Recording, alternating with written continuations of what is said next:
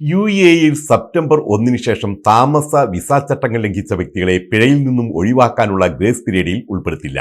അനധികൃത താമസക്കാർക്ക് പൊതുമാപ്പ് കാലാവധി കഴിഞ്ഞാൽ വിസ നടപടികളിൽ യാതൊരു വിട്ടുവീഴ്ചയും ഉണ്ടായിരിക്കുന്നതല്ലെന്നും മുന്നറിയിപ്പുണ്ട്.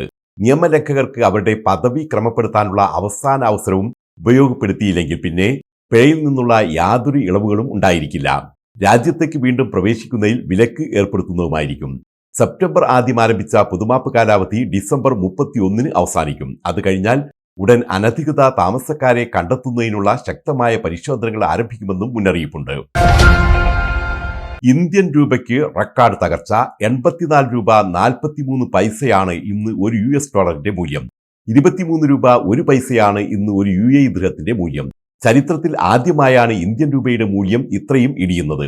US ഫെഡറൽ റിസർവ് നിരക്ക് കുറയ്ക്കുമെന്ന പ്രതീക്ഷയിൽ ഡോളർ കൂടുതൽ കരുത്താർജിച്ചതും പ്രാദേശിക ഓഹരികളിൽ നിന്നുള്ള വിദേശ ഒഴുക്കുമാണ് ഇന്ത്യൻ രൂപയുടെ മൂല്യം കുത്തനെ ഇടിയാൻ ഇടയാക്കിയത്. 54ാമത് ദേശീയ ദിനാഘോഷത്തിൽ തിളങ്ങി ഒമാൻ. ഇതിന്റെ ഭാഗമായി ദുബായ് രാജ്യാന്തര വിമാനത്താവളത്തിലും ഹത്ത അതിർത്തിയിലും യാത്രക്കാർക്ക് സമ്മാനങ്ങളും ഇന്റർനെറ്റ് ഡാറ്റ അടങ്ങിയ മൊബൈൽ സിമ്മുകളും നൽകിയായിരുന്നു സ്വീകരണം. ദേശീയ ദിനാഘോഷത്തിന്റെ ഭാഗമായി വർണ്ണാഭമായ പരിപാടികളാണ് ഒമാനിൽ നടക്കുന്നത്. പ്രമുഖ വ്യവസായിയും സാമുദായിക നേതാവുമായിരുന്ന SM സയ്യിദ് ഖലീലുർ റഹ്മാൻ എന്ന CA ഖലീൽ അന്തരിച്ചു. 86 വയസ്സായിരുന്നു. ഹൃദയാഘാതത്തെ തുടർന്ന് ഇന്ന് രാവിലെയാണ് അന്ത്യം സംഭവിച്ചത്. ഹരിയാനയിലെ ഭട്കൽ സ്വദേശിയായിരുന്ന CA ഖലീൽ ദുബായിലെ പ്രവാസികൾക്കിടയിൽ ഏറെ പരിചിതനും സമ്മതനുമായിരുന്നു. സംസ്കാരം ദുബായിൽ നടക്കും. ഓർമ്മ കേരളോത്സവം 2024ന്റെ പൂരനഗരിയിൽ 500 വനിതകൾ അണിനിരക്കുന്ന മെഗാ തിരുവാതിര അരങ്ങേറും.